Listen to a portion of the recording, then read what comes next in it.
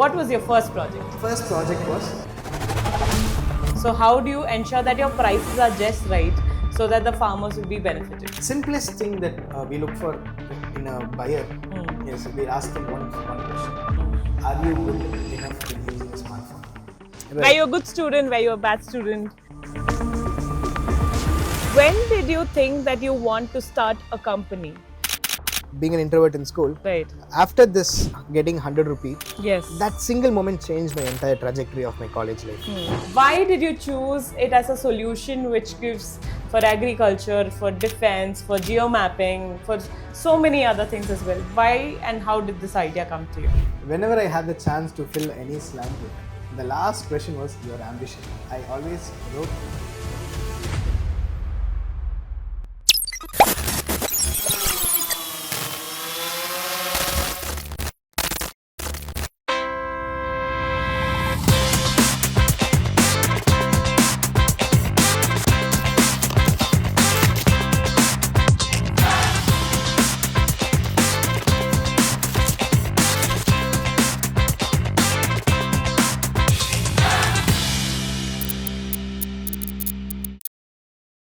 So now we are here to find out more about the drone and the manufacturing, his vision behind the company, and the global, networks as to how we can support more and do more. So we'll find out everything about SkyX Aerospace and the vision that he's going to take this forward on. Plus, the second half of the session, I'm really interested to understand as to who is Adarsh all about, and where did he get this idea? How did he fund this company? If he's taken any funding, or is it bootstrapped? We have no clue what it is. So all those initial days of manufacturing and everything, we'll find out about that, and who he is as a person personally, we'll find out about that as well. So, but first things first, as we're corporate people, we will find out about the company, the drones, and coming up back to SkyX. Okay. So now Yes, coming Banshi. back, so what inspired you to manufacture drones, right? And manufacturing drones, as how you initially said, drones is one thing that you fly fast, and usually it's the drones that are flown out there for either say real estate or some manufacturing segments shooting or something like that.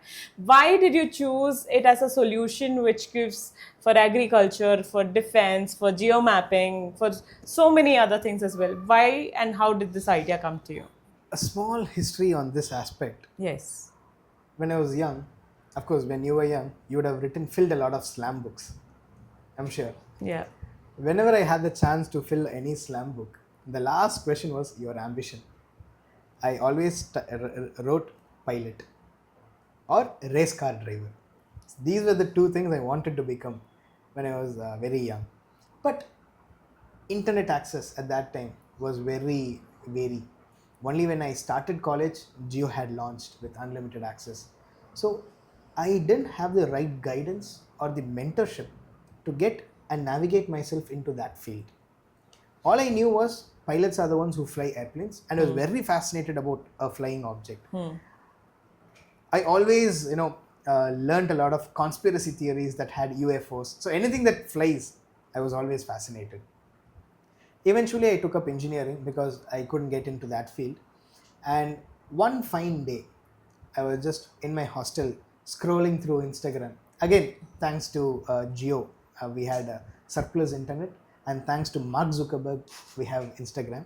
And again, I always thank Mark Zuckerberg in this aspect because Instagram gave me an advertisement. It told me, do you want to learn about drones? Apply for the internship. Without flinching, I just clicked the button. I signed up, I applied, went through the interview process, got selected for the internship. And I spent about 2 weeks in Bangalore to learn about the drone technology. And once I came back, when I built my first drone, along with my friends who came with me to the internship, we built it, we flew it, we were so happy. We were on cloud 9 basically. And we took it to our head of the department. She asked us, okay, the drone is flying, so what? We were like looking at each other's faces and we're like, we made something flying and she's asking us this kind of a question. And she was like, what are you trying to solve? That's when it hit us personally. Okay, so drone is just a flying subject. It's an Right. object, that's all. Yeah. So again, it's a very expensive affair. So if you're building something expensive, might as well let it give a solution for something. So that's when we decided, okay, let's build a solution out of this. So that's how the forest firefighting application started. And I was always interested in drones because of the internship, because of my previous passion and ambition. And I eventually stuck on to drones. And when we developed this forest firefighting application and we put it as a video out in YouTube, the then district forest officer, since I'm also a wildlife photographer, which will again come on to the later section. So he reached out to us and asked us to come to his office. In his office, he saw the video and he was like, I need these drones. I'll give you order for 5 drones. And at that time, when we were in just third year, my parents were not happy about it. They were like, you first finish your degree, then you just think of starting something. Brown parents. Typical. So Okay. eventually we dropped that. Right. And at that time, the drone rules in India were also very strict. If I flew drones, there was a good chance I'd be put behind bars as well. So that's how strict the drone rules were. So I wanted to go for my masters, but eventually one thing led to the other. And thank God, I should say I'm very fortunate in such a way that since I've been working on drones since 2016, when in 2021, 2022, when the government of India banned the foreign drones and they said, we are going to make India the global drone hub, I felt a sense of belonging. I had a sense of responsibility. I wanted to take that up as an ownership, and I wanted to contribute. So eventually I started SkyX in 2022 and we started developing a lot of products. Okay. So this is how my journey into drones started. Okay. So so I must say between 2016 to 2022, you were learning. Yes. And you were doing all your R&D, you were trying to find out as to what that was. So did you make those 5 drones or no? No. No. So not every first project, I think, should be a win or go through. But I feel that, how consistent do you be in doing your R&Ds, and then still you did finish your studies. And then what was your first project? So when I started the company, Yeah. okay, let's say in 2016, Yeah. when I started working on drones, the first project was just a drone that flew. Right. The second project was the forest firefighting application. Yes. And the third one, again, when it was COVID, Yeah. I was working in Cisco Systems Bangalore. So I was shortlisted from my campus and I was given the offer. So when I was working there, always, like I said, 2 monitors for company, 2 monitors for my personal use. So always I used to code. Whenever I find some time, I turn this side and I build drones. So my third project was the FPV drone. So I built 3 different models of FPV drones and eventually started building on top of that.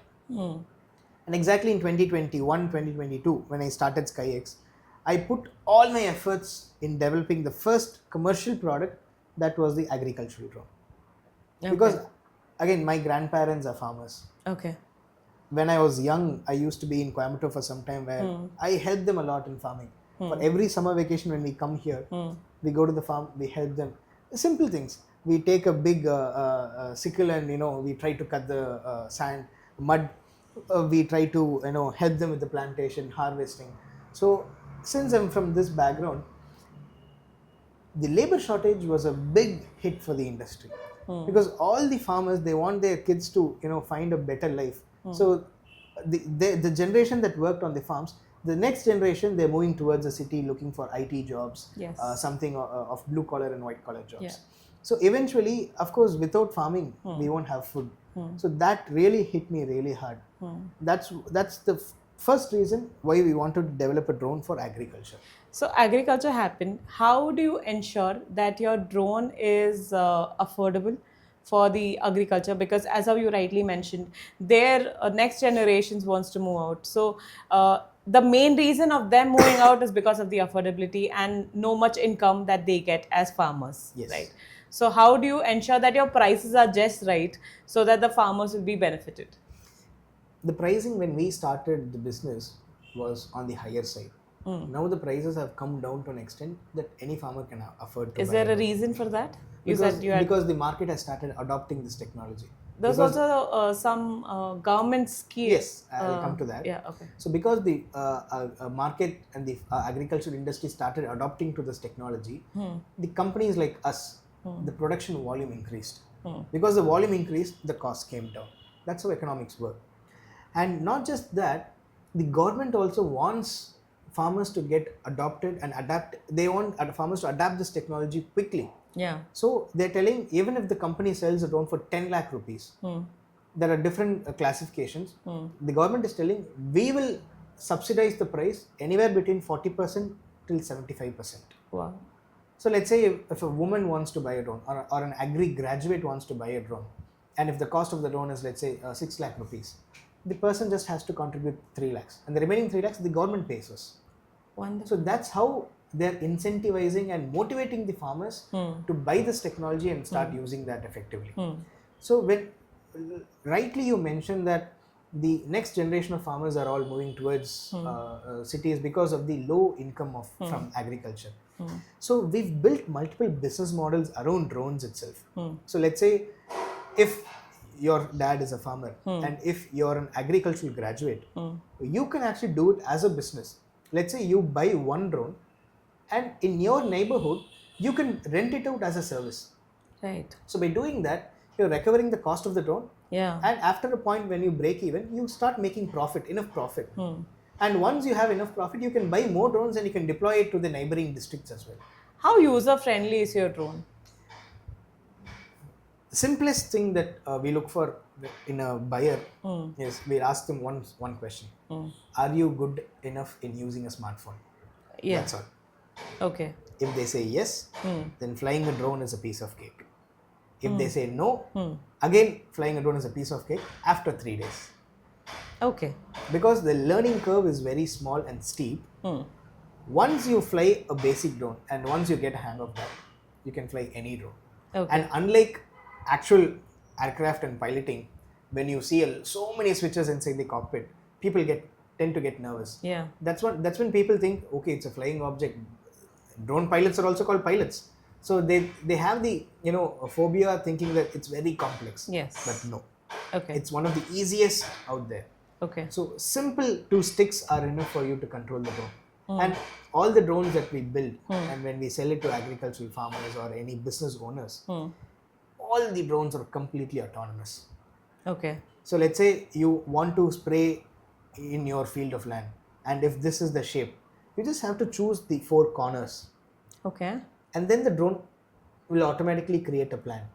Then you can of course customize it by saying that what height do you want the drone to fly, what speed do you want the drone to fly, and if the drone is doing spraying of multiple rows, you can say what kind of spray distance, row distance you want the drone to maintain, because the drones are all already connected to GPS. Okay. And once you select the 4 corners and you choose all these parameters, now your job is to connect the batteries, fill up the tank and press start. Okay. That's all. That's it. The drone takes off, it sprays, it comes back, lands automatically. Let's say if there's a huge land, Yeah. and if the tank gets empty after a certain time, the drone will remember that particular location and it will come back to the place where it took off. It will land. Once you refill the tank, it will directly go to the place where it last flew and will continue from there. Okay. If the battery goes down, if the tank gets empty, if there's heavy wind, or if you're flying manually and if the signal is lost, in all these situations, the drone knows how to navigate back to the place, its home location, and it can land automatically. So these are some of the basic fail-safe and safety features which we've integrated in the drones. Okay. So is it like a one-time buy and then the software that are already installed in that, it stays? Or are there any updates in the software that you keep doing? And if at all there are updates, how do you help your customers to get themselves updated with the technology? Generally, when we sell a drone, it's basically a one-time sell. Yeah. We giving them with the most stable software which is out there. And if at all there is going to be an update which is very critical in terms of safety of the drone, or let's say we are bringing in a completely new feature which will much more efficiently spray for them, in those situations my team will quickly get in touch with them and we will update their firmware over the air. So these are some kind of models of software upgradation that we have. So, what are the, we understood this about the drones and all of that. So, as a vision, how do you think that SkyX should grow? What is your vision? That's a good question. So, right now, our vision is to develop solutions for the existing problems, and eventually, we want to quote Apple, we want to become the Apple of drones. Basically, we want to build our own hardware, we want to build our own software, and tightly couple them together for the most optimized performance out there. So in 2020, when Apple moved their Mac systems from Intel to Apple M1 chips, Yeah. the battery life jumped from 6 hours to 21 hours. So that's because they're entirely optimized for their own ecosystem. Right. So we want to build our own ecosystem. We want to build our own hardware. We want to develop our own softwares and deploy them on the cloud so that anybody can use it from anywhere. So basically, down the line, probably 3 years or 4 years down the line, you can look at our drones. When you look at the insides, they'll all be tightly coupled together. Everything will be a single platform. So that's the kind of vision that we have in terms of the product development aspect. I think you quoted Apple, and this itself eradicated a lot of your competitors. So that made you, separate, or you Yes. stood out from your competitors. And where exactly do you think? So you did say about hardwares and softwares. Where else do you think that you can stand out from your competitors? First thing is optimization. Okay. How you design and build a drone. Right. That's one place where I'm very fortunate to have a good team that can help me, align the product development along with the vision of the company. The vision alone is not enough. The execution is very important. Yes. So that's where I'm blessed with a good team. And apart from the design optimization, like I said, hardware. We're building a lot of hardware on a micro size. So if there's a market available flight control module that's around 80 grams, we are striving to build the same configuration of hardware in under 10 grams. Okay. So once all these separate modules are all done, we'll then put them all together as a single module, so that my entire drone is run on a single platform of board. That's much more efficient. I can definitely drop at least 30 to 40% of the overall electronics weight. And by doing that, by having proper algorithms put inside, Right. we can increase the flight time and the endurance. Again, coming to the software part, like I told you, when we are looking at the drones, we do custom scripting a lot. Right. So for multiple scenarios, we've built multiple scripts. So the drone is already built with some kind of an intelligence to make sure it is actually flying at the most optimized pattern. So if it detects any kind of an irregularity, it will adjust itself to again come back and align itself with the most regular pattern. So these are all some of the ways where we can say we are ahead of the competition. And one another place is the batteries. Yes. Like I said, we are BIS approved. Yes. We've got approval for 8 different models of batteries. And but again, all these comes into the long-term vision, because we want to make everything on our own, and we want to couple them all together. So we've not started any R&D on the motors part, because that's something not our niche. We know a lot of companies are working on motors. So like I said, we'll get the motors from them, and we can complement each other. Yes. Yes. To complete the ecosystem. So this is how the competition is, the complementing part is, and this is where SkyX is also is. Wonderful. So, are you just in India as of now, or have you gone global? Have you done projects globally? So at present, we are just in India. Okay. Because of government's push. Yes. India itself is a multi-billion-dollar market. Yes. That we are sensing probably in the next decade. Yeah. And the government also wants us to export. We've also are in talks with multiple countries, not one, two, multiple countries, to export this drone technology for them. Anywhere between logistics all the way till visual inspection. That again brings a lot of global partners as well to collaborate, come in with SkyX, and build their businesses out there in their own countries. So that's expansion plan. So what are you working on right now? Is there any particular project that is interesting now? Yes. So I am also personally working on one particular subcomponent of my logistics drone. Okay. The drone is all design aspect, design oriented. I am building a small electronic module. Okay. So this is all in the prototyping stage right now. So we are building our own PCBs with sensors over here. Let's say in my logistics drone, I have a cargo bay. Okay. Let's say if I'm adding 30 kgs of cargo, but if my drone is only built for 20 kgs of payload, this sensor will detect how much weight is being loaded inside, Okay. and that will show in my remote saying that you overloaded, please remove 10 kgs. So this is all again comes as part of the hardware software coupling. So this is one place where I am personally working, and this is very close to my heart.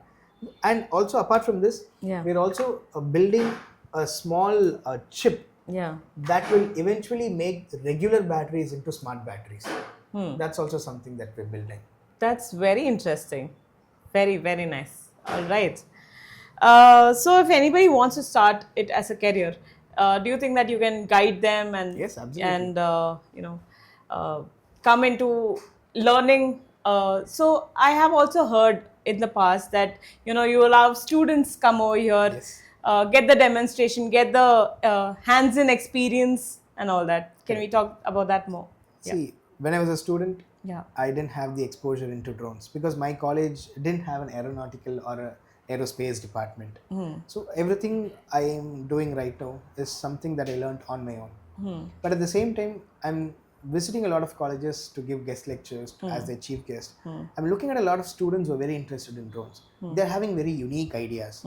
See, like I said, this ecosystem, the industry cannot just be developed by a single person or a single company. Yeah. Let's say a student is having a good idea, Yeah. and if he wants to, work exclusively in delivery of, last mile delivery of supplies, and if he's got a solid idea, I'm more than happy to mentor him to develop that itself as his own business, and he can run it as a business. Yeah. So that is how I'm envisioning my mentorship journey to be. So not just drones, the other fields of technology is also something that I'm closely following and mentoring a lot of students. We give a lot of internships for students. We generally run it as a hackathon. We give them the problem statement, and once they've solved the solution, the basic solution, we onboard them as an intern, and we give them a good project over here. By doing that, they get the actual knowledge on how the industry is operating.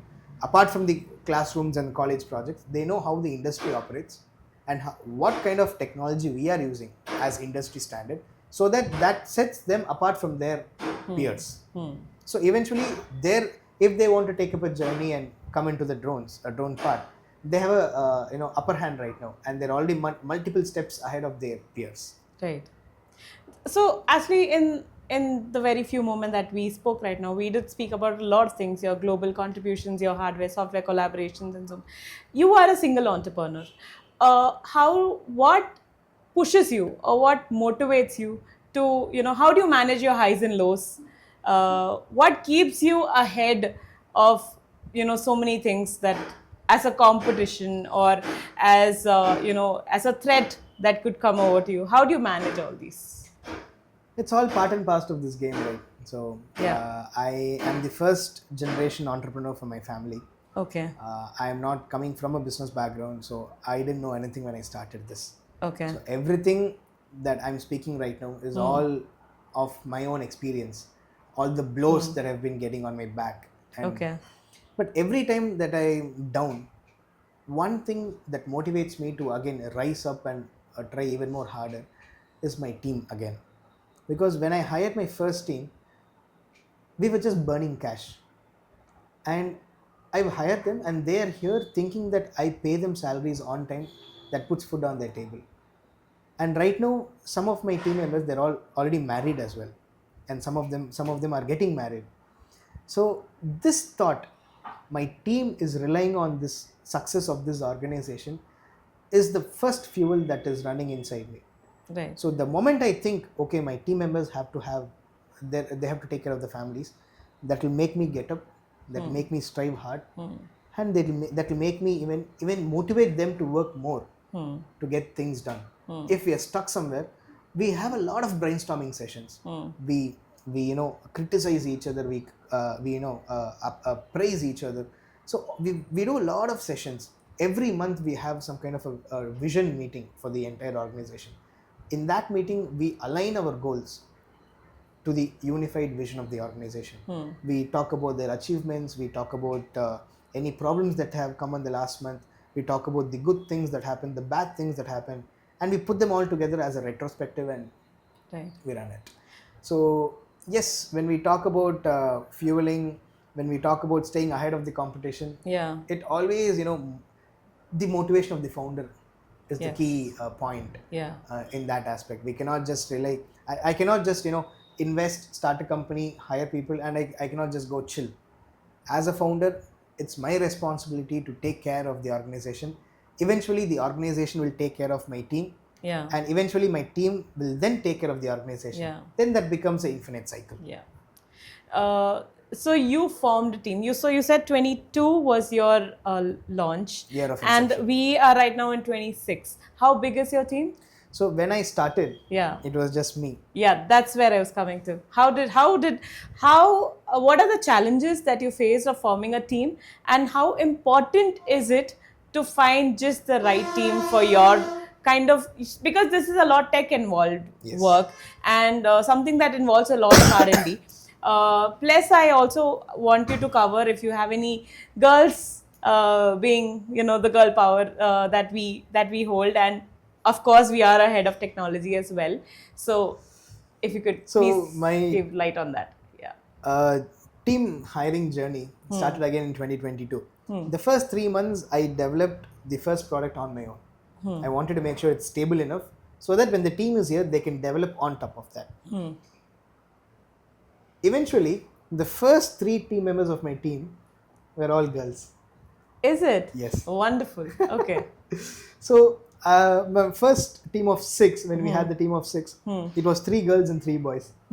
We were so proud in telling that we have the 50-50 diversity. Yes.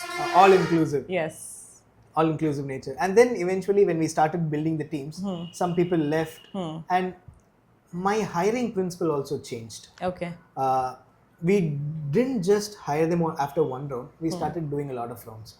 So we hire on 3 aspects. We look for the skill, we look for the knowledge, and most important, we look for the attitude. So when the attitude is right, skill and knowledge can always be imparted into them.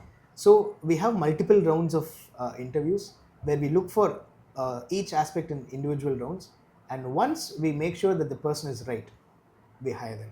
We've got team members who've already crossed 3.5 years with us. That's it. That is from the beginning. Yes. Right now we're a total team of 15 right now, and out of that already 5 or 6 people have crossed 3.5 years. So that's where I tell some of my business friends, saying that hiring the right team is what that makes or breaks the company. Of course, the first thing is building the right product the market wants.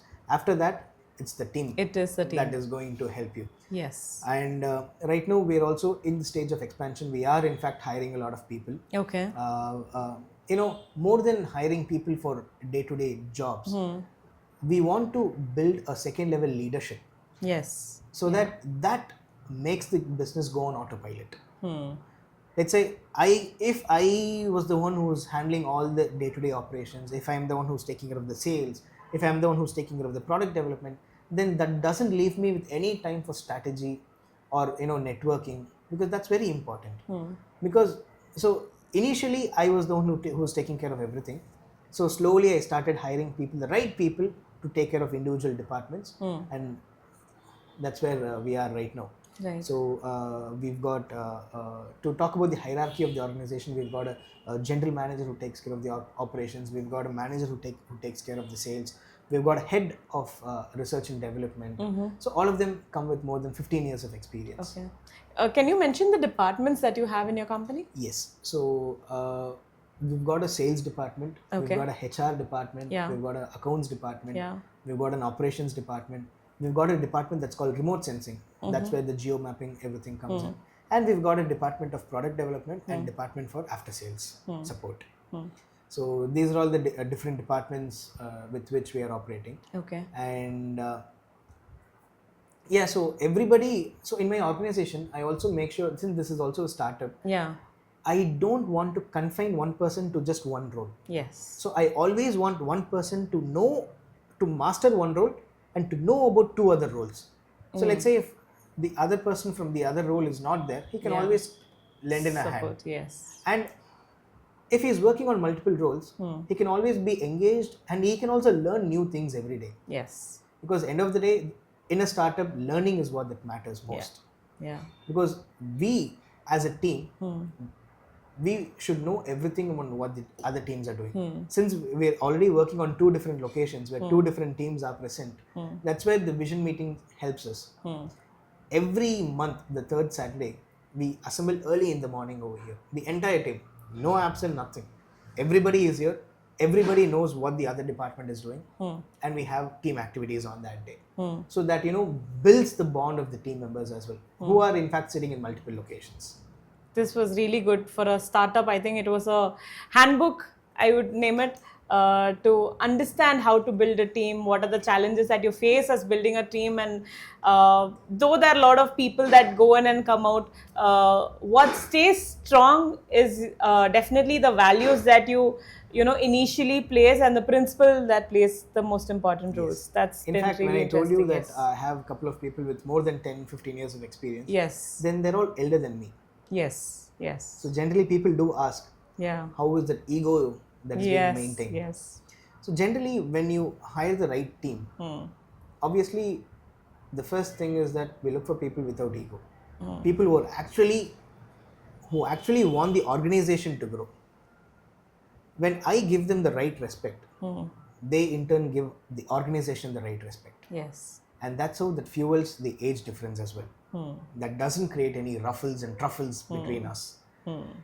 So that's also a part of hiring. Also, we have some strict policies. Okay. So as a startup, we don't just do everything on ad hoc basis. Even though it's a startup, we have policies like a multinational company. We've got around 15 different policies, starting from attendance policy, dress code policy, reimbursement, finance, even recently post policy also, prohibition of sexual harassment. So we've got multiple policies which are put in place, and that also helps us to run the organization very smoothly. Right. Because the policies are nothing but SOPs on how the organization has to run. Yes. So each department has its own policies, and they follow a checklist of activities and not deviate from that. That is also helping us, smoothly operate. And again, hiring is also one policy that we have for the HR department. So minimum 4-5 rounds of interviews we have. If a person is handling 4-5 rounds, then that itself shows how persistent he is. Yes. That's the first thing. Yes. So this is just one example that I'm quoting. So other than that, we've got multiple other things that we look for in a candidate when we are hiring. Yeah. So when we hire a candidate, it's not just going to be a 1 year or a 2 year affair. We want to travel a long way together. Yeah. That's a lot of people, lot about people.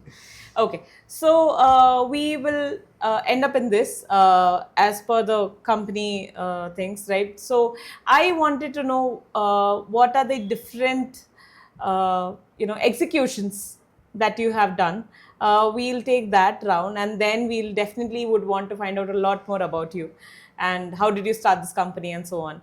So yeah, so different executions that you've done, some interesting projects that you would walk us through. Yeah, so I always have a diary notebook close to my side table in the bedroom. Right. Every time I get a new idea, even if it's a silly idea, I just write it down, something related to drones.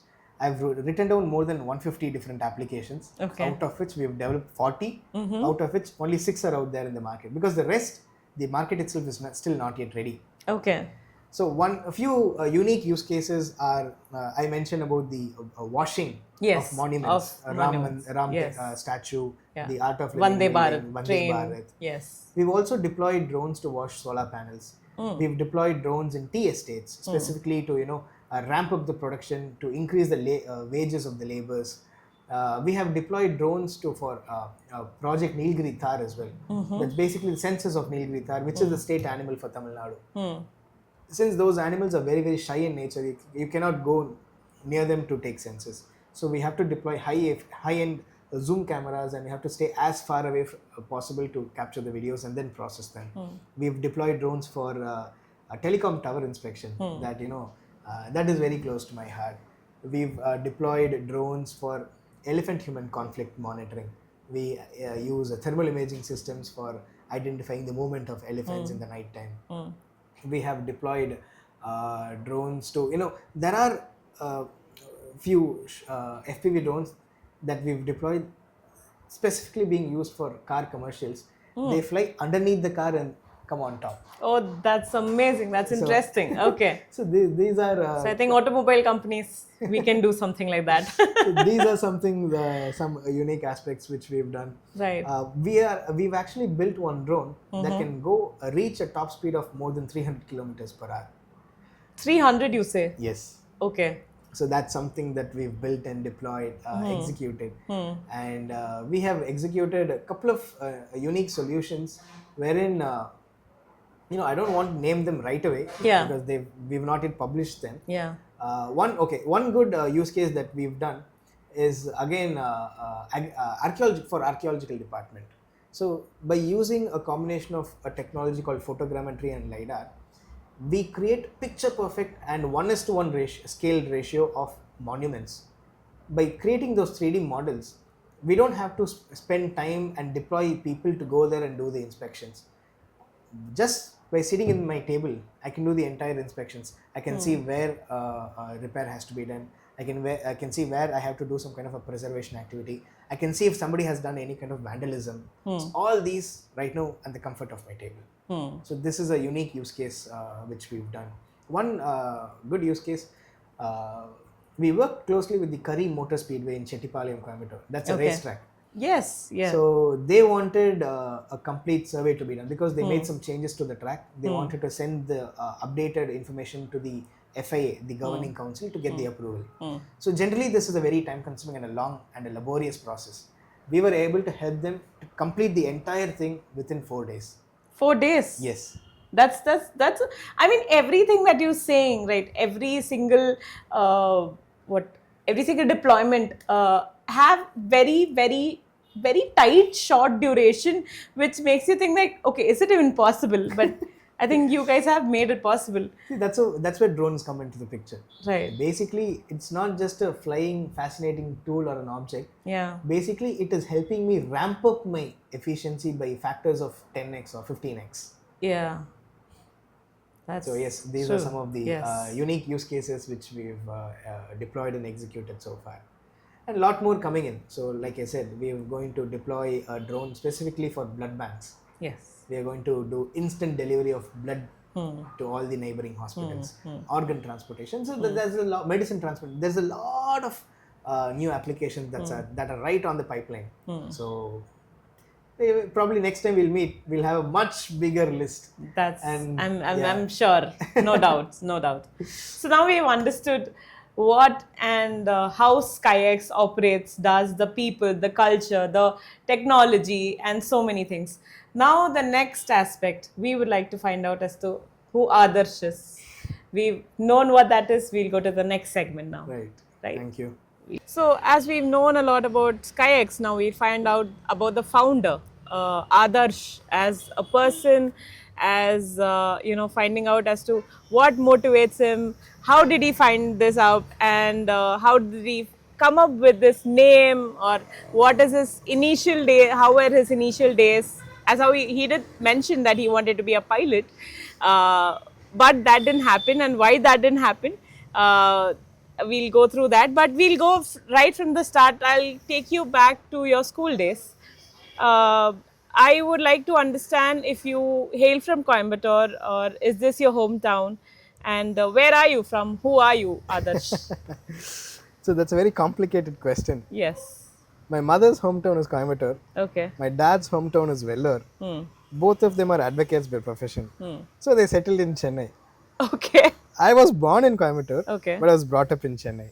Okay. So my entire schooling, it was in Chennai. Okay. Just for college, I came back to Coimbatore. And all our summer vacations, we spent time in Coimbatore with my grandparents. So I always had an affinity towards Coimbatore. The people, the culture, the temperature, the weather, the water, and like the close proximity to so many forests, because I am into wildlife photography as well.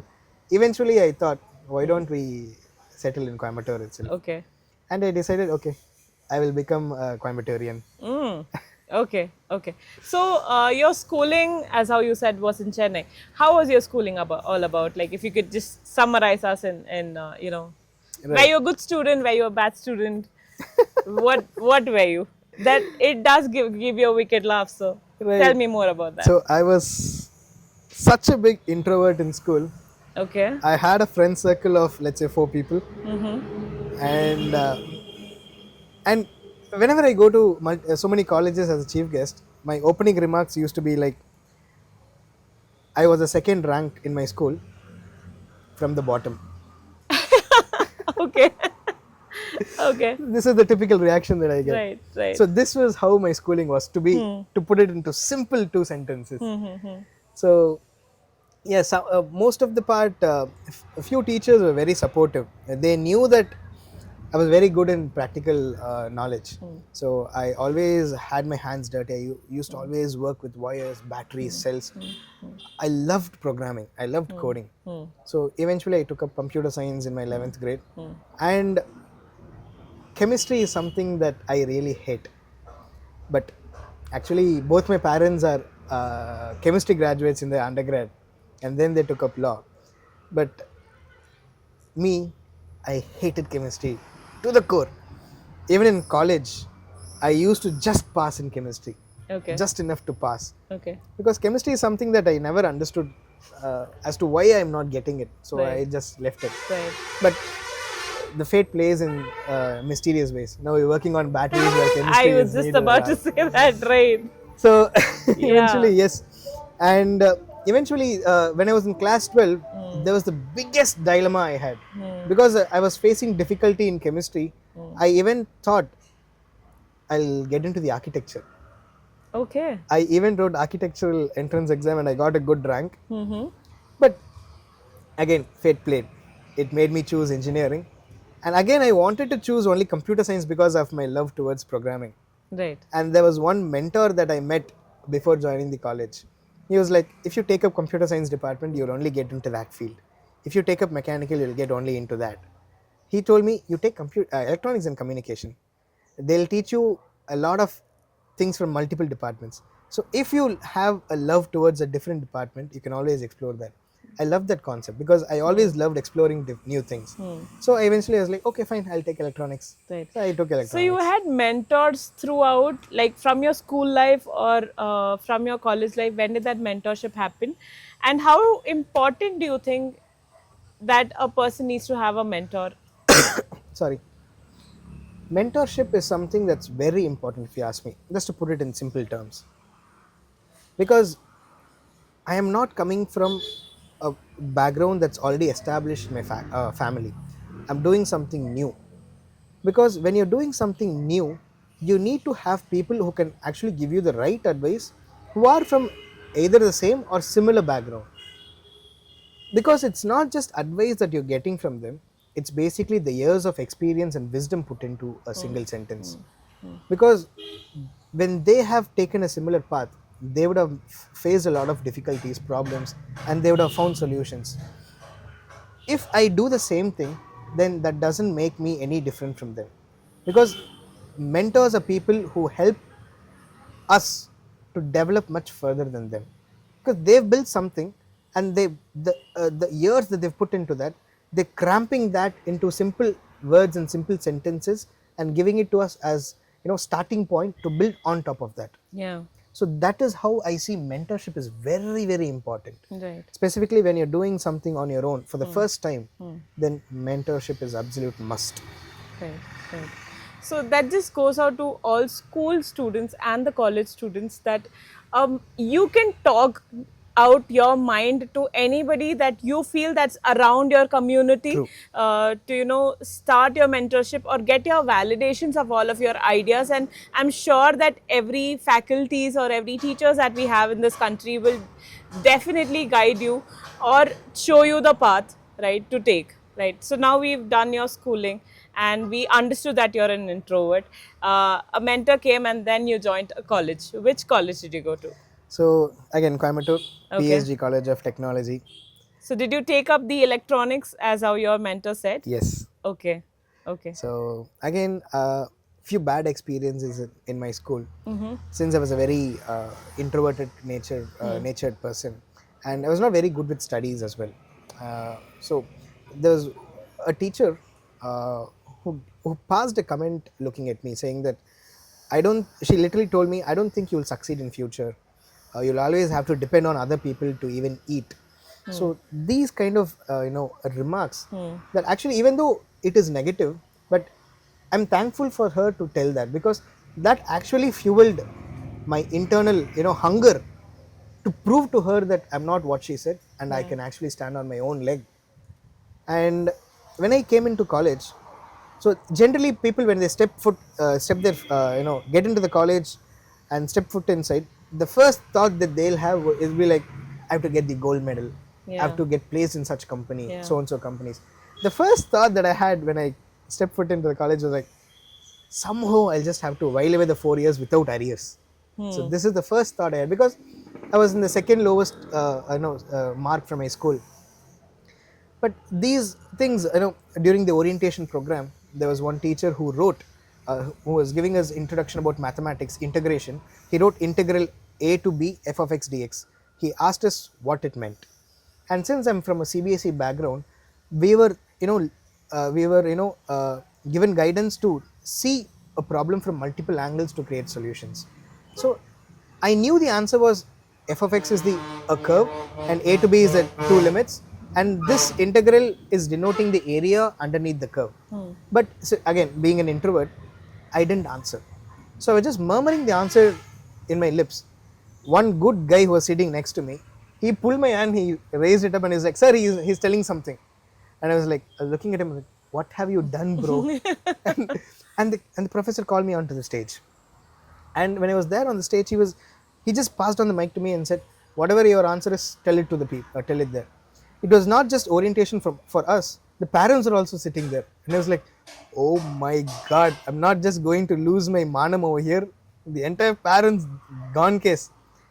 And I was thinking, if I'm going to tell the right answer or wrong answer, I built the courage to, let's say, okay, let's face it. And I gave the answer. He snatched the mic away from me and he was silent for 5-6 seconds. I was like, oh my god, did I make a mistake? Oh my god, did I tell out the wrong answer? Oh my god, is everybody going to make fun of me for the next 4 years? So this was the thought that was running inside my head for the next 6 seconds. So many thoughts. And he was like, that's the right answer, everybody clap. And I was like, such a big relief. And after that, he gave me a 100 rupee note and he blessed me saying that you have a good future.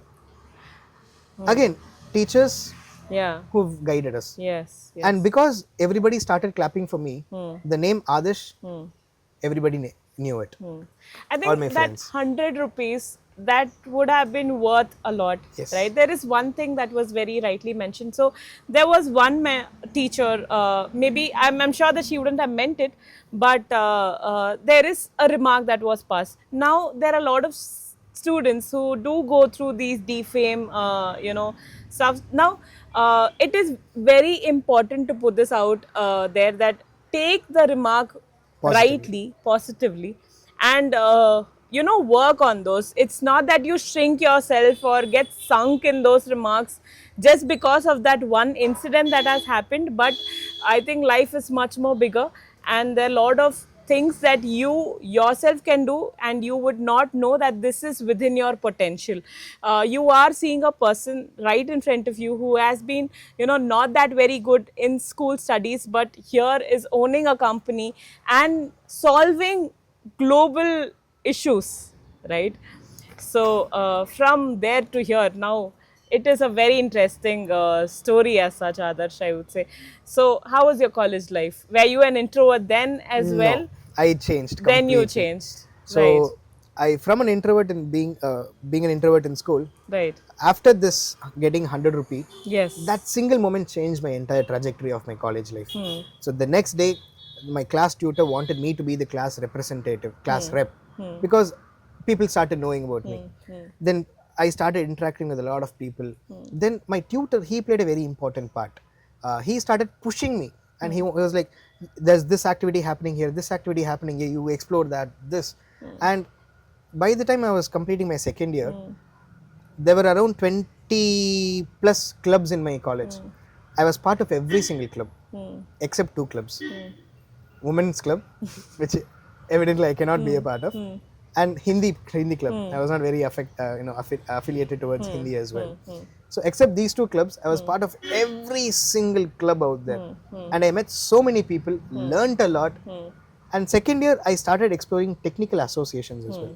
So I was part of NCC, I was part of my sports, I was part of multiple clubs, I was part of different associations, technical associations. By the end of second year, we were applying for a lot of robotic competitions. Okay. So I built a team at that time itself from different departments: robotics, mechanical, computer science, my own department, and we wanted space to work. Okay. So we requested the principal, because in my own department there was one particular lab which was not used that much. So I was like, I will take responsibility for the lab. Let me maintain it. The housekeeping you do, but the other parts I will maintain. Yeah. The principal at that time, he agreed graciously, and he gave me a permission letter. For the next 1.5 years, I was the one who held the keys to the lab. So my team, we spent late nights over there. We used to, sleep there. We get up at 5:36 in the morning, go to the hostel, refresh, and come back to the class. Once the classes were done, again go to the lab, we work. We sometimes play cricket inside the laboratory. So, it was all a good exercise during my college. So if I start talking about my college in a very detailed way, it will go on for hours, because the college was the first major step that I took to see where I'm sitting here. Okay. I'm sure the Adarsh that stepped foot in the college on the day one, if he knew that the Adarsh will be sitting over here today, he'll be very proud at that time itself. Yeah, I'm sure. So I'm personally, I'm very happy to see what I've changed, where I've changed.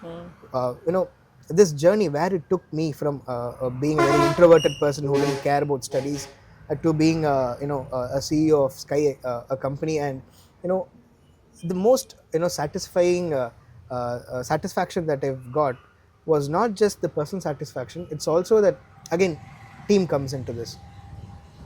I'm providing for the team and their families.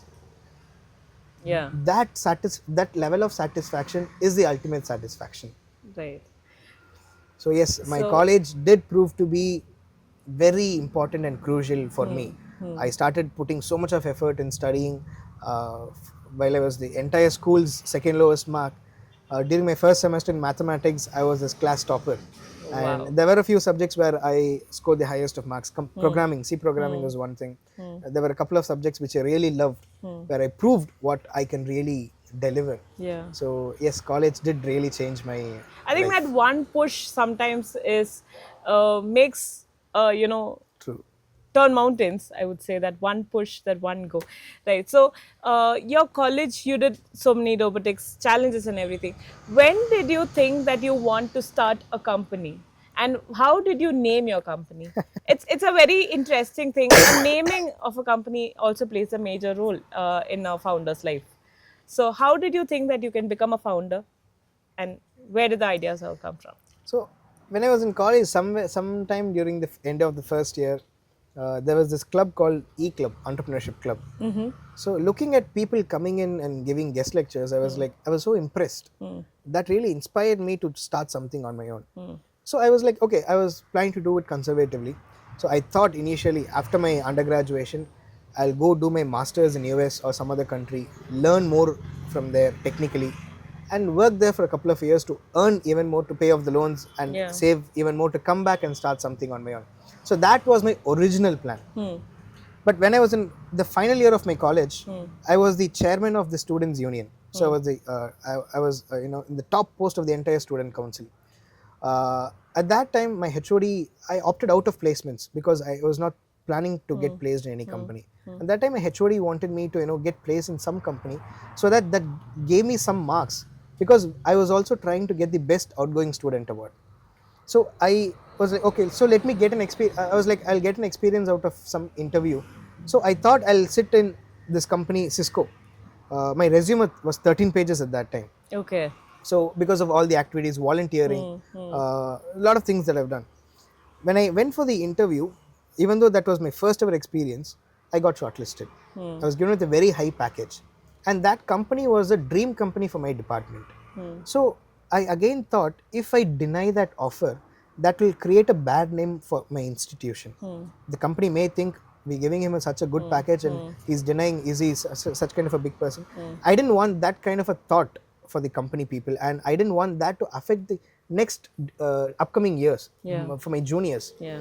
And so I decided, okay, let me postpone my higher studies by a year, and I decided to take that up as a job. And I was a software engineer in Cisco in Bangalore. I was working there for a year and a half, and in end of 2020 I started applying for my masters. I got into NYU, New York University Tandon School of Engineering, with a very good scholarship for 2021 intake. And eventually in 2021 we had the second wave of COVID. At that time my entire family was affected by COVID. Oh, God. I was affected for the second time. So I mailed the college saying that this is the medical problem that I'm having. Can you defer my application to 2022 intake? Okay. And the college accepted. Okay. But see how fate works. In 2022 I'm starting SkyX. And when I started SkyX, even though I had my first team of people with me, who were none other than my own friends, they were working in big companies like L&T, Cognizant. Just because I called them, they immediately resigned from their companies and came and joined with me. Okay. And even though they were here, I always thought, let's still go finish my master's in because we'll eventually learn even more. Yes. So I thought, okay, they're over here, they'll manage. And even though there's a time difference, even though during daytimes if I'm busy over there, my night times are daytimes over here, I thought I can manage. When I went for my visa interview, because I was working on drones, my visa was rejected. They said I may be a potential threat for the national security because of the tech that I'm working on. So eventually my visa was put on administrative processing. Okay. And by the time we went for an appeal, submitted all the documents and got the visa, the college had already started. When I reached out to them saying that this was the problem that I faced, the college denied my scholarship because I was not there on day one. They told me to pay the full fee, but which I was not planning to. When we did the math, it didn't work out for us. So I decided, okay, let me stay back, let me focus not 100, 200% on SkyX. And I started putting my efforts over here. Okay. And to answer the question on how I named the company, Elon Musk is one of my role models. Okay. So he's got the SpaceX where rockets go to space. I build drones that go to the sky. Oh, so I man. named it SkyX. Okay. Wonderful. That's a very interesting story. Right. So SkyX happened. You've registered it, and all of that happened. Now, did you very initially get funding, or were you bootstrapped? If so, how did you raise the capital to what you've done? You said that the first initial drones were like FPV drones that you ran across and everything. But how did you come up getting the amount or the capital that you have put in the business? See, I told you I was working in Cisco. Yes. So they paid good. Yeah. I worked there for a year and a half, and I saved enough to put that as capital to start the company. Whatever I saved, I used a little portion of that to buy an apartment, and the remaining to invest in SkyX. When I invested in SkyX, the capital was not enough. So I did reach out to investors a lot in the initial stages, and there were a few people who were ready to give me money. They were like, we'll give you a certain amount, but they wanted 50 or 60% of the company, because at that time this company had zero value. Again, doing this for the first time, few mentors advised me, don't get the funding. First, use what you have, build something, you get some revenue, Yeah. and you prove that the company is doing something tangible. By doing that, you build value for the company. When the company's value is built, then we can get a much higher investment for much lesser equity. Again, that's something new for me. So with what I saved enough and invested over here, again I got a loan of 20 lakhs from my dad. So he did help me as well.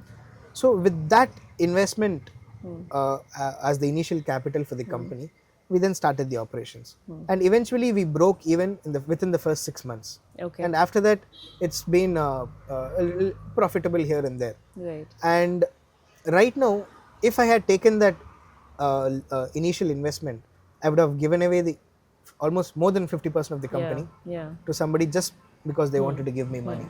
So that advice I even right now give it to a lot of people. So I always tell them, you build value first, Yeah. because money, anybody can get money. It can either be in the form of loan or it Yeah. can be in form of equity. Yeah. But building value, only the founder can do it. Right. So once you've built enough value, then based on the assets, based on the projections, you can always get much higher funding for much lesser equity. Very, very well put across. I did love that point. So it is very important for all the founders out there or aspiring founders out there that it's not really important that, you know, you get the funding and then give away. First, let's create what you want to. Yes. Even if it's small, there are a lot of people that can help you with the loans, or if you need that amount of funding for the, you know, product that you want to develop, and then take it up from there, right? Wonderful. So, are you just in India as of now, or have you gone global? Have you done projects globally? So at present, we are just in India. Okay. Because of government's push. Yes. India itself is a multi-billion-dollar market. Yes. That we are sensing probably in the next decade. Yeah. And the government also wants us to export. We've also are in talks with multiple countries, not one, two, multiple countries, to export this drone technology for them. Anywhere between logistics all the way till visual inspection. That again brings a lot of global partners as well to collaborate, come in with SkyX, and you know, build their businesses out there in their own countries. So that's expansion plan. So what are you working on right now? Is there any particular project that is interesting now? Yes. So I am also personally working on one particular subcomponent of my logistics drone. Okay. The drone is all design oriented. I am building a small electronic module. So now we have spoken about your starting of the business and everything. What else would you like to change in, you know, you said you go to a lot of colleges and schools and all that, and there is no particular department as how you just mentioned. Is there anything that you would like to take up as a project in implementing this or teaching this as a new technology that is coming up in, you know, this is as how you said, it's a multi-billion-dollar industry. Would you like to bring this as a part of studies in our Yes. education system? So basically, we are working with a lot of educational institutions. We're building center of excellences in the colleges, and we're also developing a curated one credit course purely on drones. Okay. The theory as well as the practical part. And not just that, we give, for all the colleges that we're working closely with, we give them problem statements. We ask the students and the faculty to work on those statements, and if it meets the eligibility criteria for us to use them, we in fact pay them and get the technology. And not just that, if any college or any student has a very good idea and if he's really passionate about doing that as a career for himself, we are even ready to do the initial investment and do the hand holding for them. Nice. So we want to build a complete ecosystem on drones, not just drones, any deep tech. So because you were also saying that you are getting into electronics as well, and there is plans on helping the government Yes. come up with all those things. So yes.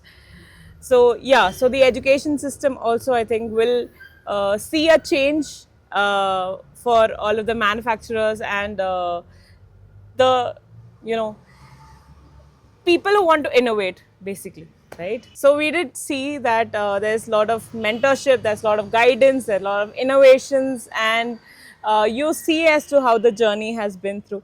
I'm really thankful that you gave us the opportunity to walk you through, to understand who SkyX is and understand who Adarsh is. And I'm sure that would motivate a lot of people and push a lot of people to come up with all of their innovative ideas. Plus, a lot of other companies and global companies to come over and collaborate with SkyX. And yeah, I'm just thankful. Thank you for being so with much, us, Banshi, and for thank coming you here for today. all the information that Thank you've you given. so much for coming. Thank you so much. Thanks. Yes.